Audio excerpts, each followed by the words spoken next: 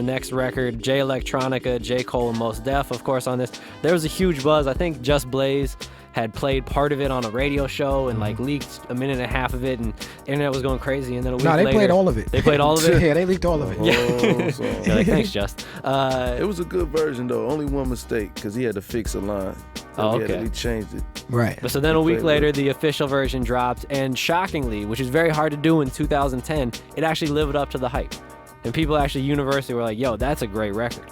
People love that. How important was it for you to reach out to cats like J. Cole and Jayelectronica, kind of younger cats in the game? I think Jayelectronica might be a little older age-wise, but younger cats in the game coming up to kind of connect with that and keep the circle moving. Jayelectronica moved around my way, so I was just seeing Jayelectronica every day. That was a natural sort of fall into the fold situation. J. Cole was somebody who I had started to pay a lot more attention to around that time. I had been checking for J. Cole already, but you know, me and High Tech were talking about new voices on the record, and a couple of different names were kicked around. Like we talked about Blue at one point. You know, we talked about we just wanted to get somebody fresh on the record, and I don't know.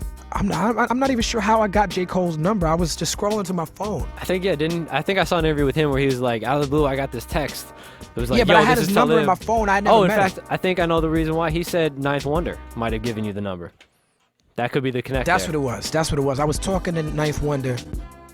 Of course, a fellow North Carolina right, and guy. and J. Cole's, I saw him on TV or something. I was like, you have J. Cole's number? And then I had his number from Ninth Wonder for like a month. And then I just texted him. I was like, yo, this is Kweli. And he was like, stop playing. Right. I mean, he didn't say that.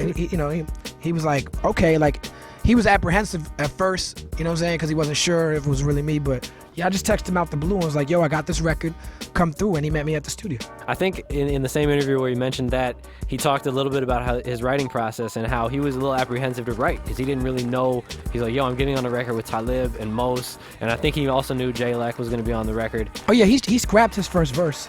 I remember that. He laid a verse. It was dope. I was like, thanks, man. He was like, your verse is cool. I'm going to do another one. And he scrapped it and did another one. And he kind of killed it. Yeah, he kind of killed it. Yeah. Killed it. What was your guys' thoughts when you hear both verses, both Jaylec and, Mos obviously killed it. You did as well. But the two new guys kind of stepping up to the plate and delivering in a situation, pressure-packed situation. That's game on the line. Right. You're playing in an all-star game. You know, Bird and Magic are passing you the ball. Well, I'll make a confession. Like, people talk about Just Begun as like an ill posse cut. And it is a posse cut, but I never really thought of it as that because the style of the music is so laid back. I didn't really and it's so much in the pocket of what it's not like a headbanger posse. No, we didn't go into it thinking like, yo, let's do a scenario. Nah, we didn't go into it like that at all. It's real laid back, man, and it sounds like a record we would have did 10 years ago. Like, I think that's what make it unique, though. Yeah. Like, it's just more of just making a nice piece of music, you know what I mean? Opposed to, like, let's get this, you know, the best MCs in the game right now and make this posse cut. That wasn't the intention. Yeah, J. Cole lived in Long Island. Jayelectronica lived in Brooklyn. If they didn't live close like that, I probably would have reached out to somebody different. No, it sounds like a record that could have been on, like, Lyricist Lounge. It does. But because of that is why I was surprised at how excited people were about it. Because a record that sounds like it should have been on Lyricist Lounge is kind of what people expect us to come with. Right. You know, and so when people really, really got excited to whereas it's getting played on mainstream radios, shows in the mix, you know, Exhibit C blowing up at the time had a lot to do with it as well. But I was just surprised at the reaction. I knew it was a good record, but in my mind it was just a good record and we good at making those type of records. I didn't think it was something extra. And people treated it like it was something extra. I don't know, man. It's a great record. We've played on this show. We're going to play it right now. Just Begun. Yeah. Talib Kweli, High Tech, Jayelectronica, J. Cole, Mos Def.